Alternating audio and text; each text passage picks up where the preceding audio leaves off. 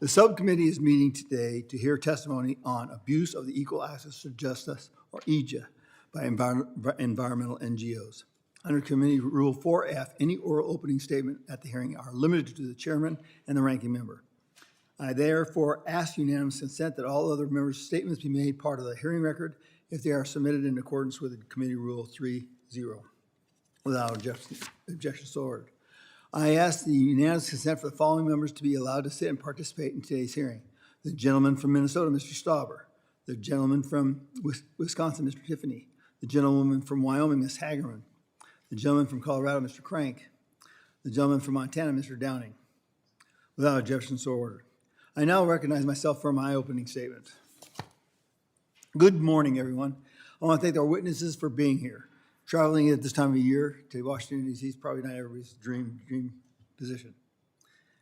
We're here to talk about the abuses of the Equal Access to Justice Act by the environmental NGOs. House Committee on Natural Resources Republicans have been working to root out fraud, waste, and abuse in our federal agencies. This hearing today will examine the Equal Access to Justice Act, or EAJA, a law Congress enacted in 1980 to combat federal overreach by shifting the cost of litigation away from veterans, Social Security recipients, and small businesses. While well-intentioned, EAJA has enabled well-funded radical environmental nonprofits to engage in lawfare campaigns against federal agencies and to recoup some of their litigation costs from the government. Loopholes and exemptions in the law allow 501c3 organizations to evade award caps for attorney's fees and incentivize them to turn weak procedural cases into fee award settlements. Without reform to EAJA, these NGOs will continue to function as law firms funded by taxpayer dollars, spending most of their time suing federal agencies, blocking and delaying federal actions. Between the fiscal years of 2019 and 2024, federal agencies, including the Department of the Interior and Energy and the Forest Service, paid out approximately $24.8 million in EAJA awards. About 76% of these awards, $18.8 million, went to environmental nonprofits.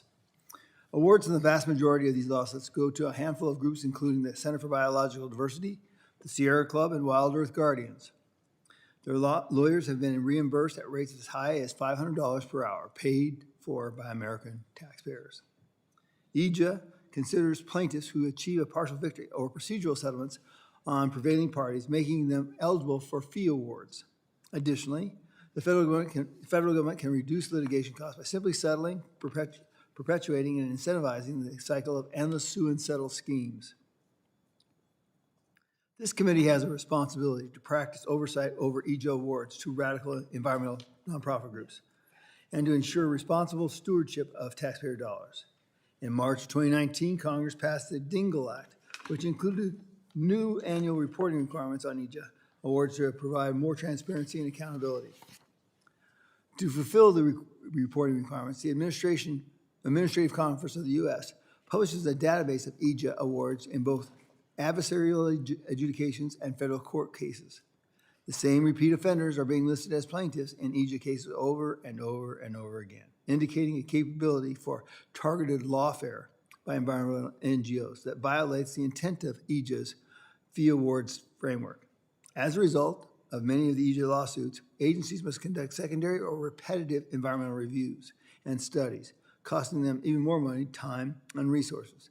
And that should be spent managing our nation's natural resources instead. A 2024 study by the Breakthrough Institute, which reviewed NEPA-related litigation from 2013 to 2022, found that environmental reviews are rarely changed as a result of these litigations. These lawsuits are effectively a delay tactic with no meaningful impact on environmental reviews, blocking essential forest management and energy development, activities that promote responsible and effective use of our public lands. Despite current reporting requirements, the comprehensive budgetary impact of EAJA awards payouts on agencies is unclear, as the database does not always reflect all fees paid out to nonprofits by federal governments. More thorough transparency is required for Congress and the American public to understand the full impacts of this environmental lawfare. Now, while the Dingell Act was a great first step, it does not provide a full accounting of the funds currently being expended by land management agencies on these land lawsuits, nor the long-term impacts. For example, one of the most dangerous effects of these lawsuits is to lock up our forests from proper management. In my home state of Arizona, I have seen firsthand how wildfires can grow in an area where 8 federal agencies were prevented from conducting activities to improve wildfire resiliency and forest health. By suing to block these essential activities, an NGO can effectively pave the way for the destruction of the public lands they claim to be preserving. Prominent, well-funded environmental NGOs are taking advantage of the EAJA's current framework. They have developed strategies to exploit the law, suing the government to block federal actions, and then collecting attorney's fees when they prevail or settle in court.